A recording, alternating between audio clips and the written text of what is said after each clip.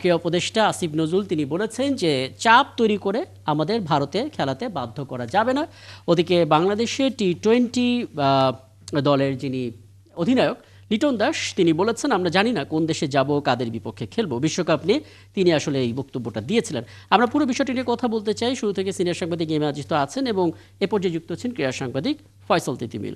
ফয়সাল তিতুমির, আপনাকে আমন্ত্রণ জানাচ্ছি। অনেকদিন পর আপনার সঙ্গে কথা হচ্ছে এবং আপনার সঙ্গে কথা বলার সবচাইতে মজার দিক হচ্ছে ৩৬০ ডিগ্রি আসলে এই বিশ্লেষণটা জানা যায়। সেই জায়গা থেকে ছোট করে একটা বিষয় জানবো, তারপর আমরা মূল আলাপে যাব। অনেক গণমাধ্যমে নাম সর্বস্ব হোক কিংবা পরিচিত হোক, আমরা দেখতে পাচ্ছি সেখানে বলা হচ্ছে বাংলাদেশের প্রতি সমর্থন জানিয়ে পাকিস্তান বিশ্বকাপ প্রস্তুতি বন্ধ করে দিয়েছে। আবার কোনো জায়গায় দেওয়া আছে বাংলাদেশের প্রতি সমর্থন জানিয়ে এমন কোনো সিদ্ধান্ত পাকিস্তান নেয়নি। একটু বলবেন আসলে এই দেশটা কোনো বার্তা দিয়েছে কিনা এখন পর্যন্ত বাংলাদেশের দিক থেকে?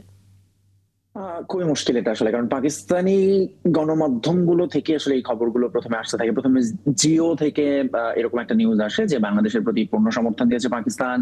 এরপর তারা এরকম খবরও দেয় যে পিসিবির সূত্রে বলে যে যদি বাংলাদেশের ভারতে বিশ্বকাপ খেলতে যেতে হয় বা এরকম বাধ্য করে তাহলে পাকিস্তানও বিশ্বকাপ খেলবে না।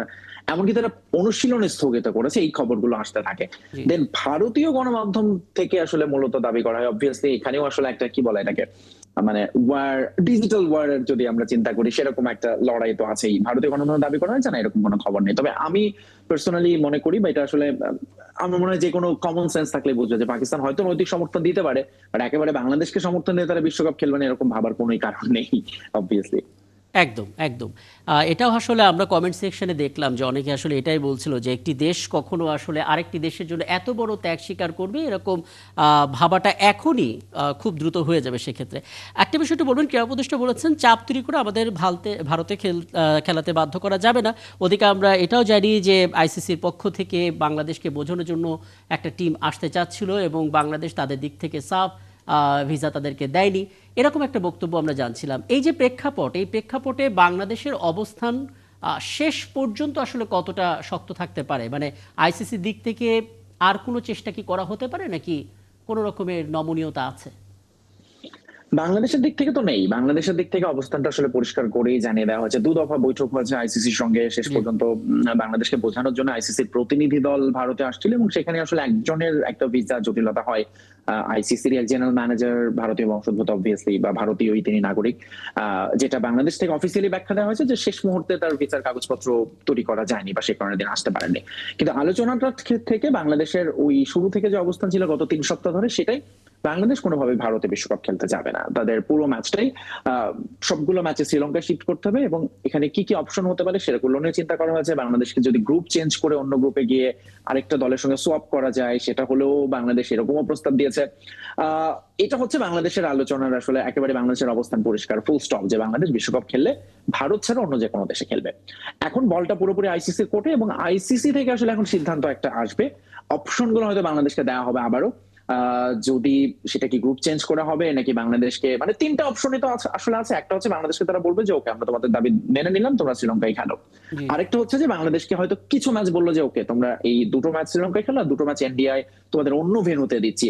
সেক্ষেত্রে কিন্তু দুটো দেশেরই আসলে এটা তো এখন শুধুমাত্র ক্রিকেটে সীমাবদ্ধ নেই, রাজনীতি ঢুকে গেছে এবং একটা ইগোর ব্যাপার এসে দাঁড়িয়েছে। এই দেশ মনে করছে যদি বাংলাদেশের দাবি মেনে নয় তাহলে বোধহয় ভারত হেরে গেল, তাদের এটা নৈতিক পরাজয়। ফলে আমার মনে হয় একটা ব্যালেন্স করার চেষ্টা করতে পারে আইসিসি। এবং নাম্বার 3rd অপশন যেটি আইসিসি আসলে জানিয়ে দিতে চায় যে বাংলাদেশের দাবি তারা মানছে না, সো তারা এখন আসলে খেললে ভারতে এসে খেলতে হবে এবং তখন আসলে বাংলাদেশকে তাদের অবস্থান বা সিদ্ধান্তটা জানাতে হবে। এই যে আমি একটু বলি আচ্ছা, আমার একটু জানার ইচ্ছা যে এখনকার আইন উপদেষ্টা, আপনার স্পোর্টস উপদেষ্টা, তিনি তো আইন উপদেষ্টা ছিলেন। সাকিব আল হাসান বিদেশে ছিল, তাকে হত্যা মামলা দেওয়া হলো, তখন ওনার ভূমিকাটা এত অ্যাগ্রেসিভ ছিল না কেন?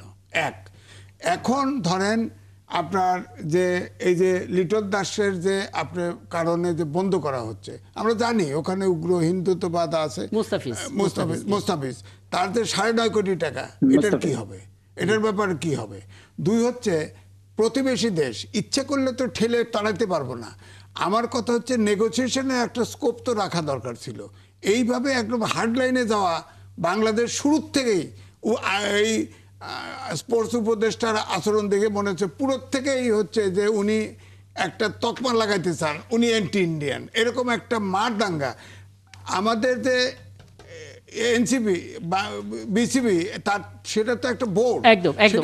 আমি সময় যেহেতু কম, সেটাও তো একটু স্বায়ত্তশাসন আছে, এবং তাদের কোনো মতামতই পাত্তা দিচ্ছে না, এটার কারণটা কি? হ্যাঁ একদম। আমি বলে রাখি, ফয়সাল তিতুমির ক্রীড়া সাংবাদিক, ক্রীড়া সংক্রান্ত রাজনৈতিক বিষয়গুলো হয়তো সে বলতে পারবে, কিন্তু এর বাইরে হয়তো সেই জায়গাটাতে হ্যাঁ যতটুকু বলা যায় ফয়সাল তিতুমির। জি জি, প্রথমত এই বিষয়গুলো নিয়ে আসলে এগুলো তো বহুদিন ধরেই ঘটছে, মানে মাসখানেক হলো প্রায় আমরা এগুলো নিয়ে আলাপও করেছি।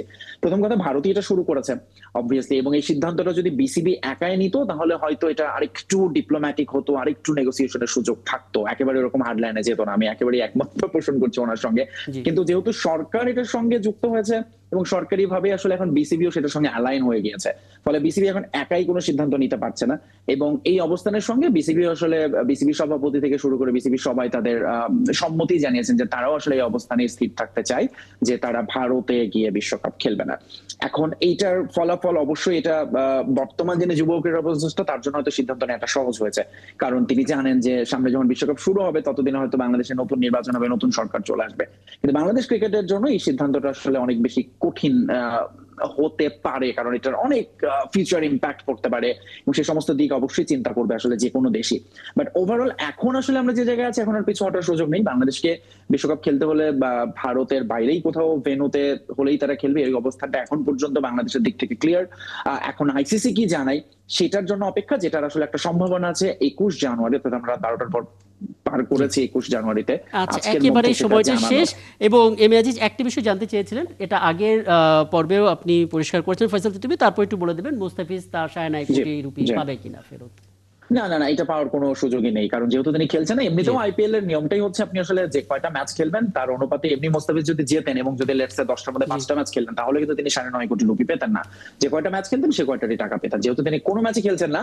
তবে মোস্তাফিজের দিক থেকে যদি একটা আবেদন করা হতো বা একটা দাবি জানানো হতো যে তিনি কোনো ক্ষতিপূরণ চান বা একটা মিনিমাম একটা কিছু, কিন্তু সেরকমও কোনো উদ্যোগ বাংলাদেশের পক্ষ থেকে বা মোস্তাফিজের পক্ষ থেকে নেওয়া হয়নি। ফলে ওই টাকাটা আসলে অবভিয়াসলি এটা পুরোপুরি কলকাতার পার্সে আবার ফেরত যাবে এবং তারা হয়তো এটা দিয়ে নতুন কোন প্লেয়ার কিনবে। অনেক ধন্যবাদ, অনেক ধন্যবাদ এই স্বল্প সময়ে পুরো প্রেক্ষাপটটা বর্ণনা করে দেওয়ার জন্য।